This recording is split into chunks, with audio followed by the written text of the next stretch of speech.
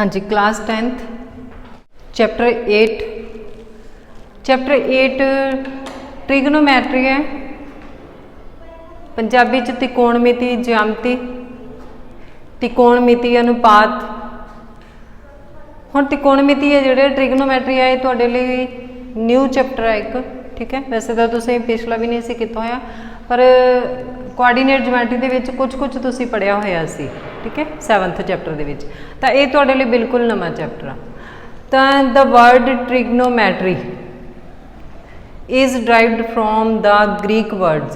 ये जिहड़ा ट्रिग्नोमैट्री शब्द आ यह ग्रीक भाषा का, यूनानी भाषा का शब्द है, वो तो बनया होया, ठीक है। किवें आ हुण ट्राई मीनस 3,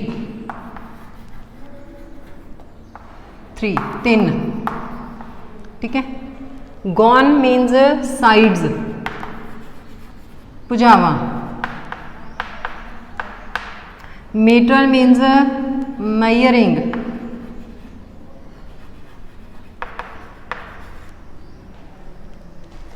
माप करना।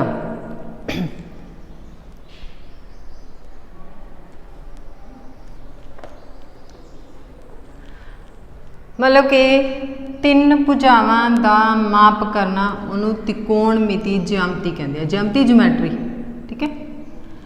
तो हुण ये जिहड़े क्वेश्चन होणगे ट्रिग्नोमैट्री दे, ये तुसीं सारे क्वेश्चन ने जिहड़े राइट ट्राइंगल नाल रिलेटेड ने, तो तुसीं राइट ट्राइंगल के अकॉर्डिंग ही करने ने।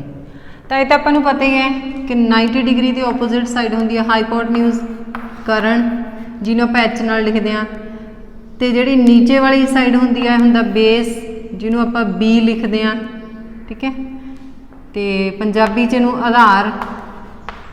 तो जिहड़ी ए वाली लाइन होंदी है परपेंडिकुलर, इहनूं आपां पी नाल लिखते हैं। ये होंदी है लंब, जिन्हों आपां शिखर लंब बोलते हैं। तो जिहड़े ट्रिग्नोमैट्री दे रेशोज़ काउंट होंदियां ने, इहदियां रेशोज़ काउंट करी दियां ने, तो ए वाले एंगल के अकॉर्डिंग काउंट होंदियां ने, ठीक है। ए वाले एंगल दे ये भी लिखना होंदा, पर जदों आपां इहनूं इधर लियावांगे फिर इहदे अकॉर्डिंग लिखना। हुण किवें लिखना, तुसीं जे इहनूं ध्यान नाल एक बारी समझ लिया तो तुहानूं ईजीली समझ आ जाणगे, ठीक है। हुण इहदे विच तुसीं सिर्फ 0 to 90 डिग्री वालियां रेशोज़ ही करनियां ने।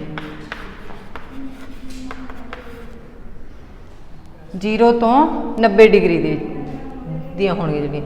इस तो उपर भी ट्रिग्नोमैट्री हैगी है, बट वो तुहानूं अगलियां क्लासां दे विच आऊगी। इत्थे 10वीं तक तुहानूं सिर्फ 0 तो 90 डिग्री दे विचकार है। तो सब तो पहला मैं तुहानूं रेशोज़ लिखा देनी है किहड़ियां ने, उस तो बाद उन्हां दे कुछ एंगल्स के मेजरमेंट है वो भी लिखा देनी है, तो नाल आइडेंटिटीज़ ने वो भी लिखा देनी है। तो यह तो सीगा भी ट्रिग्नोमैट्री वर्ड कित्थों लिया गया, तो उसका मीनिंग की है। Tri means 3, gon means sides, meter means measuring, माप। इहदे विच तुहानूं मैं एक ट्रिक दसदी हाँ, ठीक है। पंडित बद्री प्रसाद हर हर बोले, ठीक है। सोना चांदी तोले। अच्छा, कई इनू नीचे भी लिखा देंगे सोना चांदी तोले, ठीक है, पर मैं इनू उपर ही लिखानी है। उपर लिखाने का की मतलब है, एस होगा साइन थीटा, इनू सिन नहीं बोलना, साइन थीटा बोलना। ये थीटा का साइन आ, क्यों नहीं है। फिर होगा कॉस थीटा, फिर होगा टेंजेंट थीटा, उस तो क्या होगा साइन थीटा का रेसिप्रोकल होंदा है 1 कोसीकेंट थीटा। कॉस का होंदा है 1 सीकेंट थीटा। टेंजेंट का होंदा है 1 कॉट थीटा। एक दूजे का रेसिप्रोकल होंदे आ। जे आप इत्थे कोसीकेंट लिख लिया, कोसीकेंट थीटा, तो यह बन जूगा 1 साइन थीटा। जे आप इत्थे सीकेंट थीटा लिख लिया, तो यह बन जूगा 1 कॉस थीटा। तो जब इत्थे कॉट लिख लिया, तो यह बन जूगा 1 टेंजेंट थीटा। ये तो हो गया 6 रेशोज सिंपल एक दूजे का रेसिप्रोकल ने। 6 किहड़ियां ने sine theta, cos theta, tangent theta, cosecant, secant and cot theta. हुण जिहड़े मैं आ लिखे ने साइन थीटा जिहड़ा वो हुंदा पी अपॉन एच दे इक्वल। P upon H right triangle के अकॉर्डिंग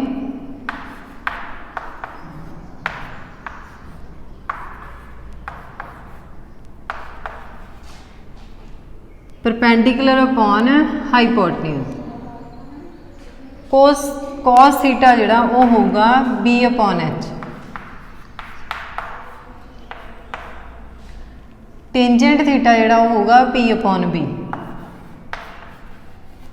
हुण ये वाले कोसिकेंट देखो ये इक्वल लिखा है, ये 1 अपॉन लिखा है। जे आप इन्हू 1 अपॉन लावांगे तो ये रेसिप्रोकल होकर की बन जाऊगा एच अपॉन पी, तो बन जाऊगा एच अपॉन बी, तो बन जाऊगा बी अपॉन पी। इन्हां तो बिना होर कुछ नहीं लिखना, सिर्फ यही लिखने ने। ठीक है, तो यह तो सिंपल जो तुहानूं समझ लग गए होणगे। Sine P upon H, cos B upon H, tangent P upon B, तो जो आप फिर ये वाले लिखने ने H upon P, H upon B, B upon P, means ये रेसिप्रोकल कर देने ने। ठीक है, तो सब तो पहला ये लिखना तुसीं। हुण जिहड़ियां तुहानूं अगलियां एक्सरसाइज इदां होणगे 8.1 दे विच, ते इन्हां नूं आपां पाइथागोरस दे अकॉर्डिंग सॉल्व करांगे। हुण जिहड़ियां अगली एक्सरसाइज दे विच आइडेंटिटीज़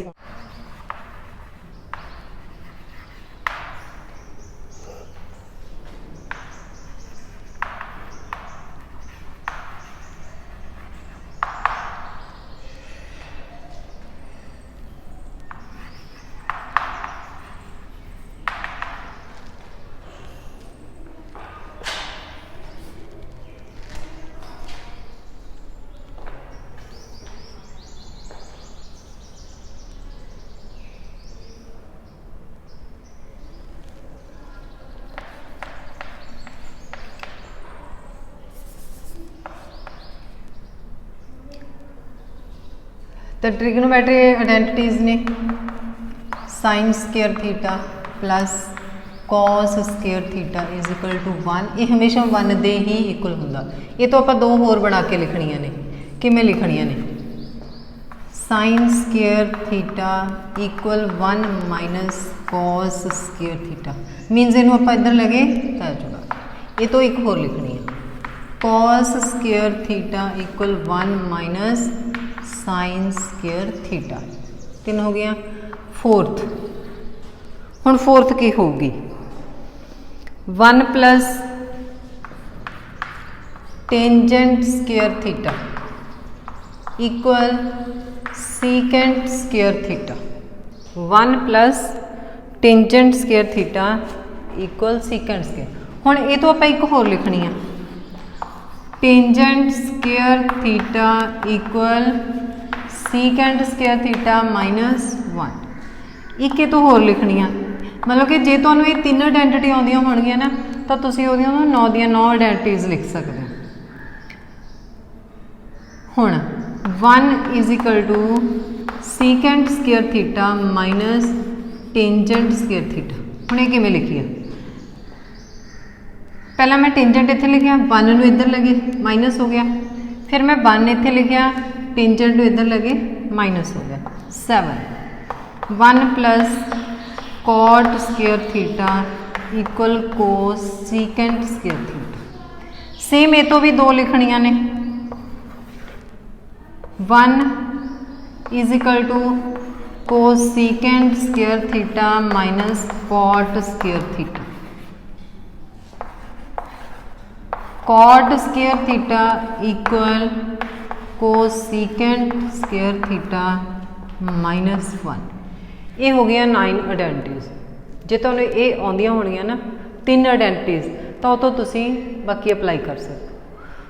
हुण ये सिर्फ स्केयर ते अपलाई होणगियां, ये बिना स्केयर तो अपलाई नहीं होणियां। मान लो इत्थे sine theta plus cos theta लिखिया फिर तुसी एक नहीं अप्लाई कर सकते, ठीक है, फिर नहीं, जो स्केयर लगे ये स्केयर ते अप्लाई होने हाँ sine theta upon cos theta equal होंदा टेंजेंट थीटा। तो जे ये स्केयर दे विच लिखिया होगा फिर तुसी इनू स्केयर च भी लिख सकते हो, sign square theta upon cos square theta, फिर इहदा टेंजेंट स्केयर थीटा भी स्केयर च लिख सकते हो। इस तरह जिहड़ियां तुहानूं मैं पहलां लिखाईआं ने साइन थीटा इक्वल 1 अपॉन तुहानूं मैं कोस सीकेंट थीटा लिखाई है, तो जे ये स्केयर दे विच होगी तो ये भी आपां स्केयर दे विच ला दांगे, पर ये जिहड़ियां ने सिर्फ ये स्केयर दे विच अप्लाई होणियां ने, ये बिना स्केयर तो अप्लाई नहीं होनी। तो कुछ एडवांटेज ने जिहड़ियां मैं तुहानूं चैप्टर के अकॉर्डिंग लिखा दूँगी। तो फिलहाल ये सीगियां, तो एक टेबल है इहदा, टेबल मैं तुहानूं अलग तो दस दूँगी किवें ड्रॉ करना, ठीक है।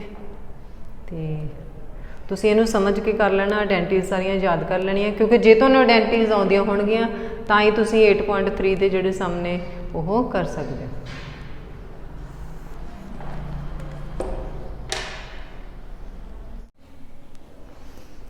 हाँ जी, नैक्सट आइडेंटिटीज लिखांगे साइन, तो मैं दोबारा तो इत्थे 1 लिख दिंदी है, तुसीं नीचे नीचे नंबर पढ़ लेना, ठीक है। Sine 90 minus theta equal cos theta, मतलब कि जे साइन 90 माइनस थीटा है तो वो कॉस थीटा के इक्वल होगा। सेम ਇਹਦਾ उल्ट कॉस 90 माइनस थीटा, देखो थीटा की जगह पे ए बी सी कुछ भी लिखा हो सकता, मतलब कि एंगल की वैल्यू भी हो सकती है, तो यह हो जाएगा साइन थीटा। हुण मान लो इत्थे लिखा होया साइन 90 माइनस 40 डिग्री, तो होगा कॉस 40 डिग्री, ठीक है। तो जे नूं आपां माइनस करांगे ना, ये बनूगा साइन 50 डिग्री, मतलब कि इन्हां दा जिहड़ा सम हुंदा है ओह 90 डिग्री हुंदा है। 90 डिग्री क्यों होंगे, क्योंकि सारे राइट ट्राइंगल नाल रिलेटेड होंगे। Tangent 90 minus theta equal cot theta, same ये भी होगा। जिवें आपां 90 माइनस थीटा लिखे ना, मान लो इत्थे आपां लिखिए टेंजेंट 90 माइनस 60 लिखिए, तो यह बनूगा कॉट 60, ठीक है। तो जे आप टेंजेंट की वैल्यू देखांगे तो 90 चो जी माइनस करके बनूगी वो बनूगी। तो सेम उल्ट कॉट थीटा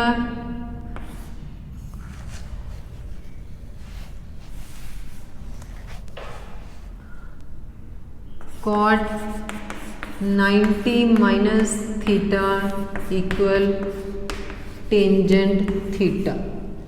ये सिर्फ तुहानूं समझाउण लई लिखाया मैं, क्योंकि ना कईयां नूं इहदे च बहुत कन्फ्यूजन हुंदी आ, ठीक है। तो इदां सिंपल हुंदा, साइन की वैल्यू तो हैगी 50 बट कॉस की कितनी होगी 40, मतलब कि एक दूजे के पूरक होंदे आ, कॉम्पलीमेंटरी होंदे आ। Next secant 90 minus theta equal cosecant theta, cosecant 90 minus theta equal secant theta, ठीक है। जिहड़ा साइन आ वो कॉस के इक्वल होगा, तो जे कॉस 90 माइनस थीटा फिर वो साइन के equal, tangent 90 minus theta cot दे, कॉट 90 माइनस थीटा टेंजेंट दे, सीकेंट 90 माइनस थीटा कोसीकेंट दे, कोसीकेंट 90 माइनस थीटा सीकेंट दे।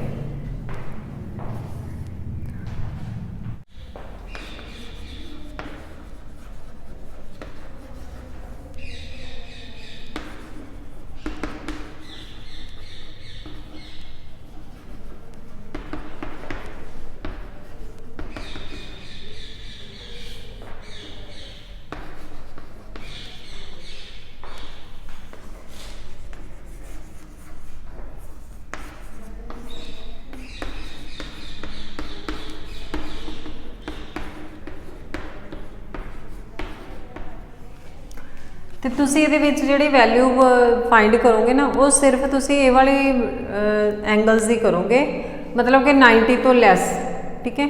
ਤੇ ਜਿਹੜੀਆਂ ਮੈਂ ਆਹ ਤੁਹਾਨੂੰ ਦੱਸੀਆਂ ਨੇ ਇਹਦੇ ਜਿੱਥੇ ਕੋਈ ਵੀ ਐਂਗਲ ਹੋ ਸਕਦਾ, ਇਹਨਾਂ ਤੋਂ ਬਿਨਾ ਕੋਈ ਵੀ ਹੋ ਸਕਦਾ। ਪੰਜਾਬੀ ਮੀਡੀਅਮ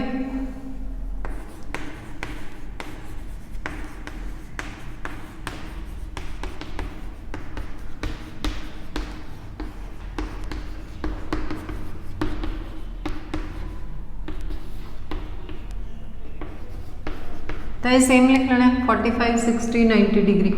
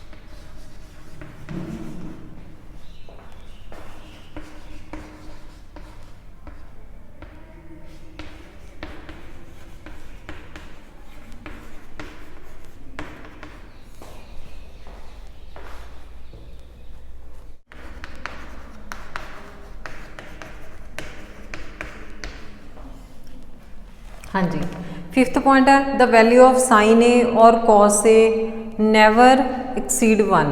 साइन ए ते कॉस ए की वैल्यू कदे भी 1 तो वध नहीं हुंदी। Where is the value of secant और cosecant are always greater than और इक्वल टू 1। तो कोसीकेंट ते सीकेंट की वैल्यू जां तां 1 के बराबर होगी जां फिर 1 तो वध होगी।